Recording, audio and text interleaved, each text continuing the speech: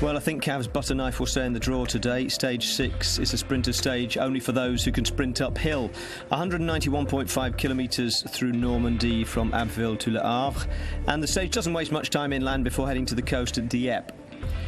There are a couple of fourth category climbs just the other side of it, then it's pretty much coast road and coastal winds all the way. There is another small climb to get over with 30 kilometres to go, but the key one will be the uncategorised kick up towards the finish before it flattens out with about 500 metres to go. So sprinters who can climb or climbers who can sprint. But also try and place Greg Van Avermaet to the front, because Van Avermaet has got that very explosive, punchy sprint that could pay on a climb like this. Up comes the troops for Giant Alpecin. They're looking after John Degenkolb as he's on the inside in those black jerseys. Last man, the yellow jersey, and Ethics Quickstep are getting control of this race at the front. The team of Tony Martin and indeed Mark Cavendish. This man is still dangling at 3.6 to go, but the hill has got to destroy him. The hill is actually very steep. It's 7%. Well, I tell you what, it's going to be a massive shock to this young man. It's one of those stages where you'd like to just put a hand out, a helping hand, and push him along just a little bit. He's very shortly going to take the nasty little sweeper to the left into the avenue of Southampton, and then another right and left-hand chicane to start to line himself up for the climb. And that climb is going to feel like a mountain for him, but in fact, as we see here, he's not quite going to make it. Well, 3 kilometres to go, and he is swept up Van Bilsen, who is in the lead today for 185 kilometres. Now, it's down to the sprinters, or is it down to the stayers, the men who can last the distance? Because Giant is second in line, but Mark Cavendish's team has got control of the bunch, and it's going to be a whole series of turns now. This is the Rue de Paris now, as they come across a few little cobblestones thrown in just to make it interesting. Giant Alpecin all over the front. Tony Martin is up into third position. Cavendish is hovering around. There's Peter Sagan in the white jersey and the yellow helmet.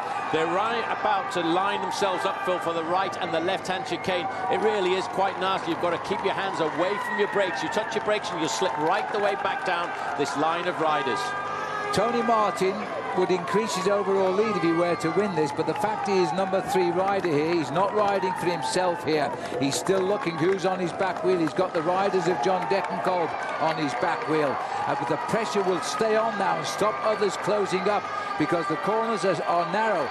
Once on the climb, strong men might move forward. Here's the first one. Look how narrow that is for 188 bike riders. It'll be followed by a lefty and a righty. Well, Tony Martin up into second position. This is the left-hand bend now into the Avenue de René Courtille, and they're still lining up. 2 kilometres to go. Ethics Quickstep all over the front end, but not far away in the second row. It's Giant Alpecin. Looking a bit further back there, you can see that white jersey with the yellow helmet. That is Peter Sagan. He's lined up. Cavendish is now up into third position on the wheel of his own teammate there, and that, of course, Tony Martin. Martin has the amount of power that could launch Mark Cavendish into a victory position today if he can hold on to the back wheel of Martin on the slopes of this climb. Well, the hill is really, really hard, and I'm not sure these legs are going to lock up when these guys see the climb.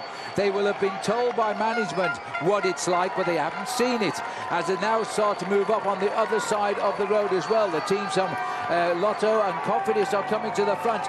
Are Cofidis going to spring the surprise after their man was swept up 3 kilometres out? Geoffrey Soupé on the front there with the beard, and he's trying to launch himself alongside the Giant Alpecin. Riders looking over their shoulders. This is the start of the climb now, 1.2 kilometres to go. It'll start to feel like a massive big mountain moving around the outside. It's still the yellow jersey of Tony Martin. I can't see the green jersey of Andre Greipel anywhere at all. Moving on the outside now, it's Katusha. They're looking after their man, and that's obviously Alexander Kristoff. Look at the speed, though. It is so slow at 1 kilometre to go. 35, well, it's 30 kilometres, 18 miles an hour is all the speed is. That's, oh, there's a crash. Oh, there's a crash. Nibali is the first faller. The yellow jersey is the other faller. 2 of the leads, but they were inside the kilometre. They don't lose time. They can take the time to get off the ground. They get the time of the winner today. Let's have a look again. Bottom of your picture here.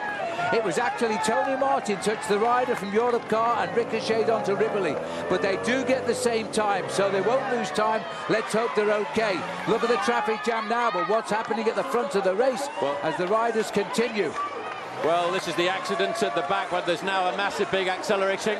As they come up now, gritting their teeth, the riders try to break the line. Oh dear me, that does not look good news. Let's hope that Tony Martin is okay to ride tomorrow. He will still be the leader of this race. As the breakaway looked a little bit like might be Mark Cavendish trying to get away here. No, it's not, as they come up towards the line. The rider in white is Peter Sagan. It does level out over the top, and they're just about coming on to that level at the top at the moment. Looks like Matteo Trentini is the rider from Quick-Step who's made that move, and Peter Sagan is having to wait. But look at the move Rodriguez is going. Well, they'll have to make the run now. There is quite a long run to the line here. There's still chance for the sprinters to have their say. But what a strange crash that was. This is Steiber, I think, who's gone clear here. He's riding in his first Tour de France. As he comes up now, the former world cyclo-cross champion Steiber comes up towards the line. An attack by Brian Cocker on the right of the road in the green. But it's all over. Steiber has got the victory for Etixx Quick-Step, but it's not a great evening for Etixx because the race leader is down on the ground at 800 meters. But Steiber has got the consolation prize for the team. Well, that was a dramatic run in towards the finish. Once again, the Tour de France throwing up some crazy things. That's the yellow jersey on the shoulders of Tony Martin. Teammates are all up alongside him there. They've stopped to nurse him up, but the rules and regulations will say that if he has an accident inside of the final 3 kilometers, he will get the same time as the group that he's with. And I'm just looking there. That looks very much like Nairo Quintana. I'm wondering if he was delayed by that accident as well. We'll have to wait for the results. No, here's Quintana here. He's just coming in now. But he must have been split up with the problems because the field was all together at that point. Now, this is designated a sprinter's stage, maximum points in the green jersey. And because of that, the referees can call time on the race at 3 kilometers out from the finish. The other rule is 1 kilometer. That always applies.